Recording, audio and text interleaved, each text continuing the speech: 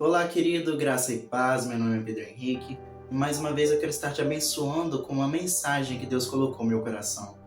E o tema de hoje é o silêncio de Deus. Mas por que o silêncio de Deus? Bom, eu quero começar fazendo com que você possa refletir sobre o seguinte: quem aqui nunca se sentiu abandonado ou nunca foi abandonado? Pare para refletir por um momento sobre isso. E enquanto você faz essa reflexão, abra sua Bíblia comigo em Mateus, capítulo 27, versículo 46, que diz assim. Eu vou estar lendo na versão NVI. Vamos lá. Mateus, capítulo 27, versículo 46. Por volta das 3 horas da tarde, Jesus bradou em alta voz: Eli, Eli, lama sabachthani, que significa: meu Deus, por que me abandonaste? E agora, em Marcos, capítulo 15, versículo... Deixa eu só achar aqui na minha Bíblia. Versículo 34. Versículo 34, que diz assim: Por volta das 3 horas da tarde, Jesus bradou em alta voz: Eli, Eli, lama sabachthani, que significa: meu Deus, por que me abandonaste? Eu quero que você pare para refletir nesse momento sobre seus momentos de abandono, porque o que estamos vendo aqui é que Jesus ele sentiu o mesmo.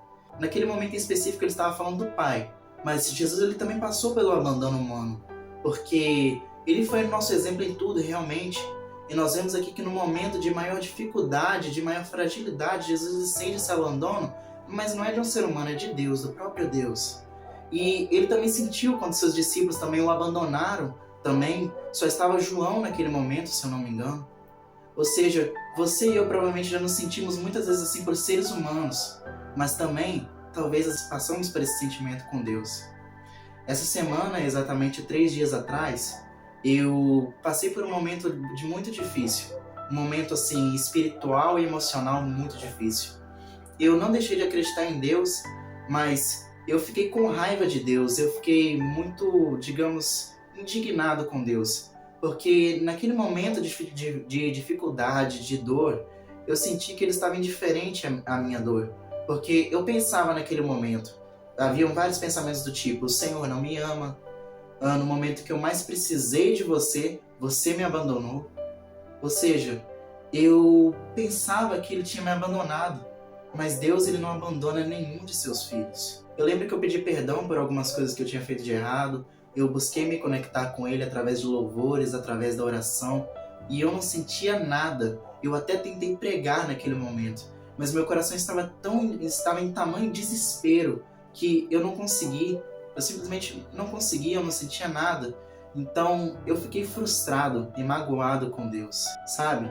Eu já tinha ouvido falar que o silêncio, muitas vezes, ele significa, na realidade, uma forma de trazer uma autoanálise para nós.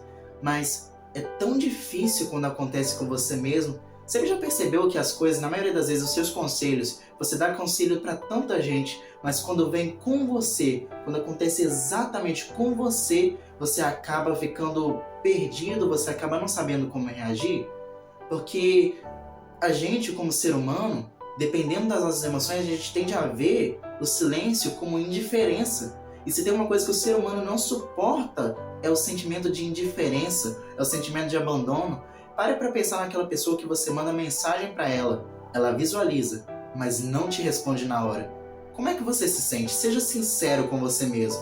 Eu confesso que hoje em dia eu lido um pouco melhor com isso, mas muitas vezes eu já senti, eu não pensava direito muito bem assim há alguns anos atrás, mas realmente algumas pessoas podem se sentir ofendidas, podem se sentir ansiosas, porque causa muita ansiedade. A pessoa viu, mas você não sabe o que ela está pensando. E o sentimento de abandono é algo terrível. E Jesus, se a gente parar para analisar biblicamente falando, através de 2 evangelhos, eu li 2 vezes esse mesmo versículo, essa mesma passagem. Por quê? Porque eu quero que você entenda que naquele momento Jesus ele sentiu realmente que Deus abandonou, Mas eu não acredito que Deus, ele me abandonou ou abandonou Jesus. Porque Jesus, ele explica através de suas parábolas, né? E ele fala que por causa de uma alma que é salva, por uma alma que aceita ele como seu único e suficiente Salvador, e assim alcança a salvação, a festa no céu por um filho, por uma pessoa rendida nos pés de Deus. E Jesus, ele também compara Deus como um pastor que tinha 100 ovelhas, e por causa de uma, ele deixa as outras ovelhas de lado e vai atrás daquela única ovelhinha, e quando a encontra, se alegra e faz uma festa com seus amigos. Que pai que ama o seu filho, ele tem 2 filhos, está num shopping, por exemplo, um deles se perde, e o pai, sabendo que o filho está perdido, consegue seguir em frente. Um pai que ama, entenda bem isso. Ele não consegue continuar, porque se você parar para pensar nas dores do mundo, nas piores dores que podem existir, nas dores da perda humana de um ser humano para o outro, se você parar para pensar, se você perde seu pai e sua mãe, o que você é? Você é órfão. Se você perde, por exemplo, se você é casado, né? Se você perde seu marido, se você perde a sua esposa, você é o quê? Você é viúva. Mas e aquele que perde o seu filho? O que ele é? Cientificamente falando, não tem nome, porque é uma dor insuportável. É uma dor que não tem como descrever a dor de perder um filho. Nenhum pai quer perder o seu filho antes dele. Nenhum pai quer ver a morte de seu filho antes que aconteça dele. Falando até mesmo, você pode perguntar para um ateu que ama o seu filho, ele não quer ver o seu filho morrer primeiro, porque não é a ordem natural, não é a coisa, a gente tende a se prender muito a quem a gente ama. E Deus, ele é esse pai, ele não abandona seus filhos. Por vezes ele pode até estar em silêncio, mas não é no sentido de torturar, porque Deus, ele não é um pai torturador. O silêncio de Deus tem muitos motivos, pode ser visto de muitas formas. Uma delas pode ser para que você se autoanalise, para que você faça uma análise da sua vida, você pare para refletir o seguinte: o que eu estou fazendo, o que eu estou vivendo para nessa semana o meu pai não está falando comigo? O meu pai, aquele com que eu tenho intimidade, aquele com que eu converso diretamente, não está falando comigo. O que eu estou vivendo? Às vezes o silêncio de Deus não tem necessariamente a ver com uma punição, porque eu não creio que, até nesse sentido da autoanálise, não é uma punição, é uma correção.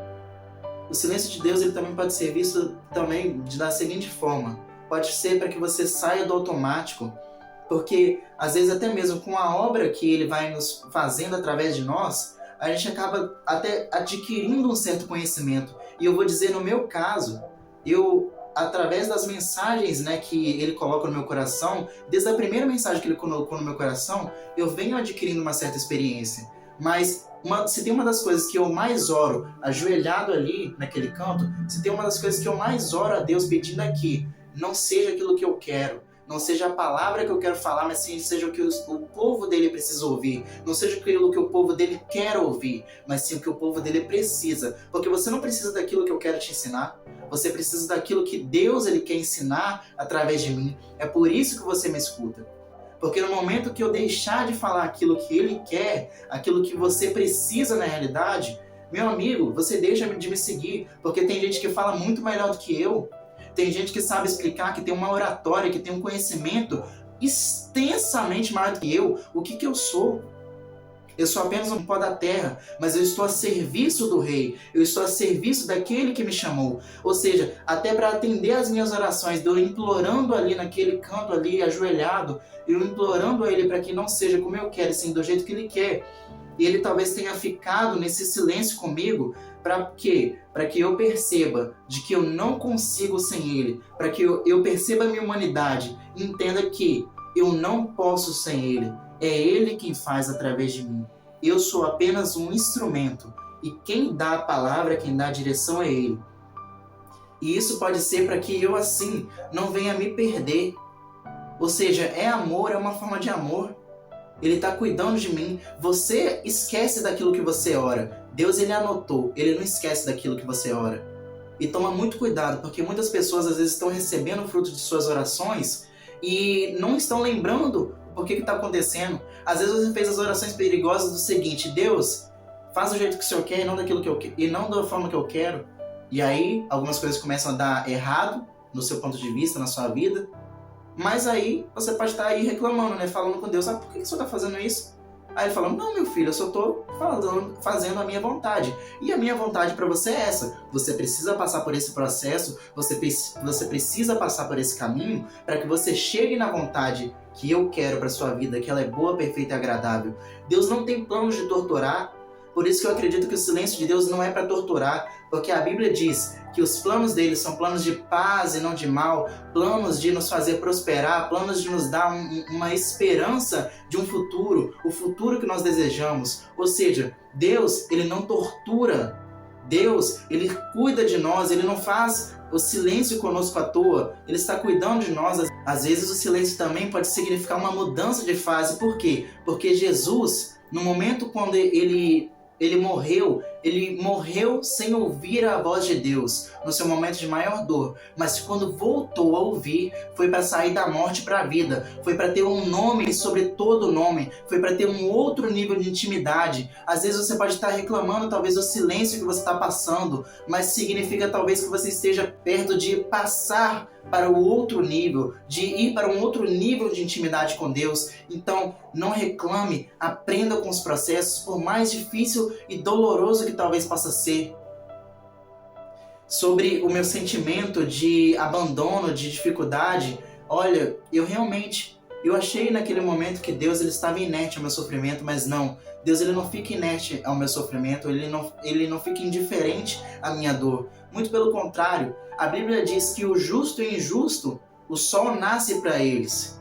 A chuva, ela cai para o justo e para o injusto, com a diferença que o justo, por ele amar a Deus e amar a justiça, ele ganha a oportunidade divina de quê? De que ele receba, por exemplo, da vida, dificuldades, dores, porque está escrito que no mundo tereis aflições, mas você pode escolher aquilo que você faz com a sua dor. Você ganha o poder de escolher, porque a vida, ela vai nos trazer dor. Não é nem questão de se vai ter dor, é questão de quando vai ter dor. A vida, ela vai trazer dores sim para nós, mas eu posso escolher o que eu faço com a minha dor. Se eu uso a minha dor para me esconder, para me retrair, para me guardar, ou se eu uso a minha dor para poder ajudar as pessoas, para poder estar fazendo o que eu estou fazendo aqui, para poder te dar um direcionamento, para estar dando um direcionamento para quem não tem. Porque às vezes você pode olhar aquilo que você tem, você pode ver como nada, mas o pouco que você tem é muito para quem não tem. Aquilo que você acha que é pouco, aquilo que você acha que não serve para nada, Deus usa como experiência para que você possa ajudar o outro. Então não reclame daquilo que você tem, usa aquilo que você tem, multiplica aquilo que você tem, porque aquele que não usa o pouco que tem, até o pouco que tem lhe será tirado. Então usa o que você tem, não reclame. Aprenda a usar a oportunidade divina que você tem para que você possa assim ajudar o outro, porque Deus ele te dá experiências para que você possa assim servir o outro, e assim você servindo o outro você consegue diminuir a sua dor e até se curar. Porque o maior bem que você pode fazer para si mesmo é quando você ajuda o próximo, mas o pior mal em contrapartida que você pode fazer é aquele que você faz a si mesmo. Eu vou repetir isso para que você entenda. O maior bem que você pode fazer para si mesmo, para que você se sinta com um propósito de vida, para que você seja curado das suas dores, é aquele que você faz para o próximo. Mas o pior mal que você pode fazer é aquele que você faz para si mesmo. Então usa aquilo que você tem. Em contrapartida, o injusto que pratica iniquidade, que pratica aquilo que é mal aos olhos do Senhor, aquele que é orgulhoso, acaba por sendo abatido. Ou seja, Deus, ele é tão maravilhoso, ele nos ama tanto que ele nos dá a oportunidade de até transformar algo que é mal em bênção. Se isso não é amor, eu não sei o que é. Porque na vida a gente vai ter que carregar algumas coisas de qualquer forma. Ou a gente carrega a cruz ou a gente carrega o problema. Você escolhe. A cruz tem dificuldade, talvez vai te colocar... Aliás, não é talvez, vai te colocar num lugar de desconforto. Mas vai ser para que você cresça. Não vai ser para te destruir. Você não vai morrer no deserto, você vai aprender no deserto. Então agora, tendo como base essa experiência que Deus ele me deu e com base naquilo que eu passei essa semana, eu quero compartilhar com você alguns pontos importantes para que você consiga reagir melhor ao dia mal, reagir melhor ao silêncio de Deus às vezes. Porque eu quero que você entenda o seguinte: quando Deus ele dá uma mensagem a um pregador, a uma pessoa que vai ministrar a palavra dele, essa mensagem primeiramente é para mim, que eu estou pregando, é para o pregador, é para mim.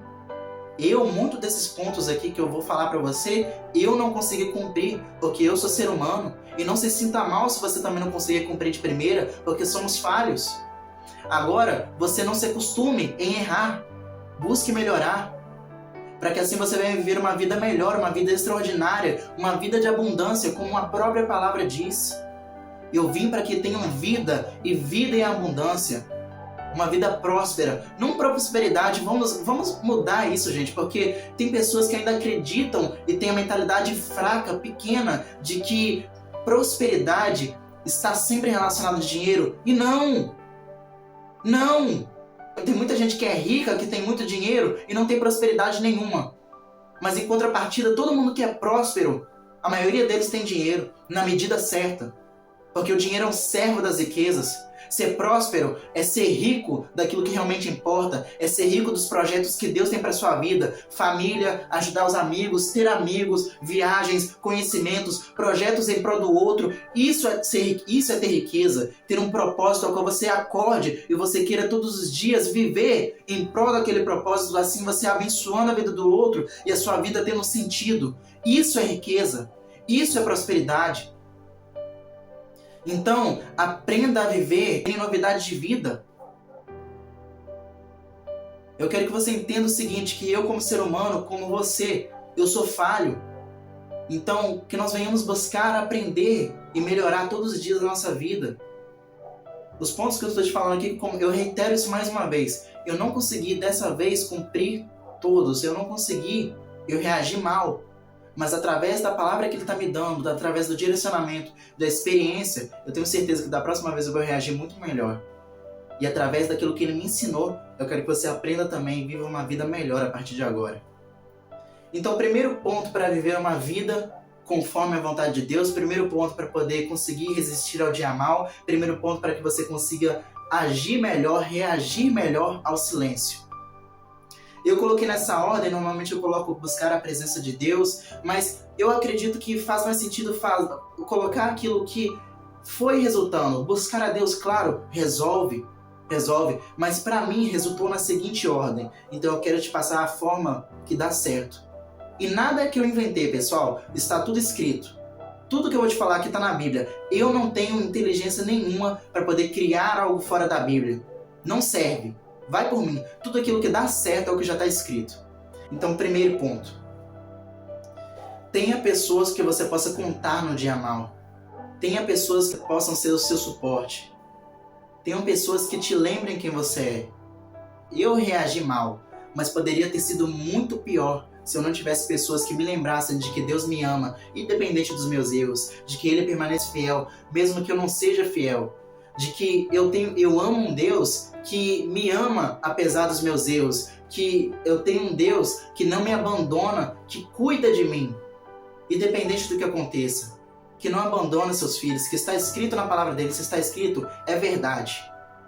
Ele não muda, ele é o mesmo. Se aproxime mais de Deus, busque estar sensível à voz de Deus. Oração é a respiração daquele que se diz crente. Quando você ora, você abre uma linha direta entre você e Deus. Você abre uma linha direta. Você conversa diretamente com Ele, você se aproxima dEle. Então, no momento de maior dificuldade, ore mais, se tranque mais no quarto, busque estar sensível. Olha como é que Deus te ama.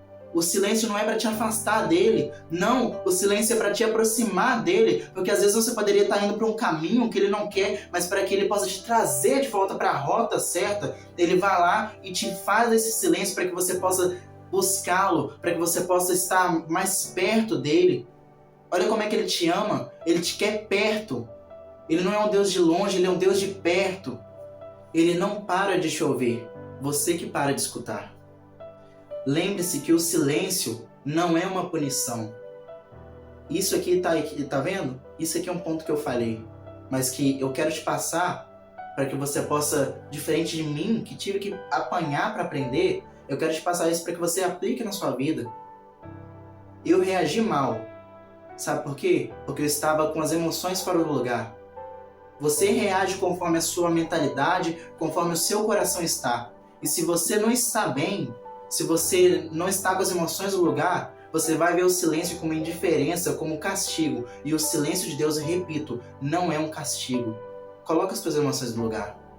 Busca colocar as suas emoções no lugar a partir de hoje. Busca viver blindado emocionalmente, para que assim você não venha estar desprotegido quando as coisas ruins vierem, não só quando o silêncio vier, mas quando o dia mal, quando algo que pode te matar venha. Espere no Senhor. Se você já falou com Deus através da oração, se você verificou a sua vida, você está buscando viver uma vida de integridade perante Deus, claro, errando, como todo ser humano, nós não deixamos de pecar, mas nós não aceitamos o pecado na nossa vida. Então, se você está vivendo uma vida conforme a vontade de Deus e ainda assim está sentindo que Ele está em silêncio, só continua fazendo aquilo que Ele já te direcionou. Só continua seguindo a última ordem que Ele te deu. E espera nele para que no momento certo, que é a dele, não a sua, no momento certo ele venha te dar outra direção. Não crie mais problemas durante o silêncio, porque tem gente que quando fica em silêncio, às vezes com um amigo, às vezes quando você fica em silêncio com um amigo, ele já começa a te trair, já começa a falar mal de você pelas costas, já começa a te achar que você é um manipulador, já começa a fazer coisas ruins ao teu respeito. Quantos filhos será que quando ficam em silêncio, quando Deus fica em silêncio, não falam mal de Deus, não chutam balde? Quer um spoiler? Eu fiz isso. Naquele momento, eu estava tão desesperado que eu apontei assim para o céu e falei: Deus, o Senhor não me ama. Não fala mais comigo. Eu agi dessa forma, emocionalmente instável. Agi como uma criança emocional. E é assim, a gente vai aprendendo. E apesar de tudo, eu sei que Ele me ama. Assim, mesmo que eu erre, Ele ainda me ama, apesar de tudo. Um Deus que é fiel, mesmo que você não seja fiel. Não crie mais problemas durante o silêncio. Só se aproxime mais, busque melhorar mais. Porque por mais que você esteja bem, nunca vai ser suficiente em comparação àquilo que Deus fala a teu respeito. Eu não estou falando que você tem que ser perfeito, mas quando você aceita o processo de santificação, é até Jesus voltar. É sempre buscando ser melhor. É como a luz da aurora, resplandecendo cada vez mais, buscando viver com mais brilho, buscando viver mais perto da luz que é Deus. Deus, Ele não te abandonou, nunca se esqueça disso. Está na palavra dele, se está escrito é verdade. Ele não é homem para que minta. Ele é imutável. Deus, Ele não muda independente do tempo. E eu concluo dizendo que Deus, Ele não é homem para que minta, não é filho do homem para que prometa algo e não cumpra. Se Ele falou algo ao teu respeito, Ele vai cumprir. Ele é fiel para cumprir. Então creia naquilo que Ele está falando a teu respeito. Se Ele falou, Ele vai cumprir. E uma das promessas que Ele fez a nós, seres humanos, é que, através de seu Filho Jesus, é que Ele estaria conosco até a consumação dos séculos, todos os dias. Deus, Ele nos ama, Ele não nos abandona. Você pode abandonar Deus, você pode não ser fiel. Deus, Ele permanece fiel. Ele te ama. Para vocês eu faço votos de muito amor, paz, felicidade e prosperidade no nome de Jesus. Amém. Olá, chegado mais o fim de mais uma mensagem. Eu queria primeiramente agradecer a Deus, e agradecer a você que se permitiu ser abençoado, por essa mensagem que Ele colocou no meu coração. Queria agradecer a vocês que têm se inscrevido no canal e têm apoiado, têm ajudado no crescimento desse canal que é focado em anunciar as boas notícias. Queria pedir, caso você tenha gostado dessa mensagem, caso ela tenha feito sentido para você, que você pudesse compartilhar essa mensagem com seus amigos, em grupos de WhatsApp, onde quer que você esteja. Seja um mensageiro de boas notícias, porque no mundo hoje em dia, o que mais tem faltado é uma mensagem de esperança. As pessoas têm perdido a esperança. Então seja você um portador das boas notícias, das boas novas, e venha ser abençoado por Deus. Seja um instrumento nas mãos dele, e você verá aquilo que ele vai fazer na sua vida. Para vocês eu faço votos de muito amor, paz, felicidade e prosperidade em nome de Jesus. Amém. Até a próxima mensagem.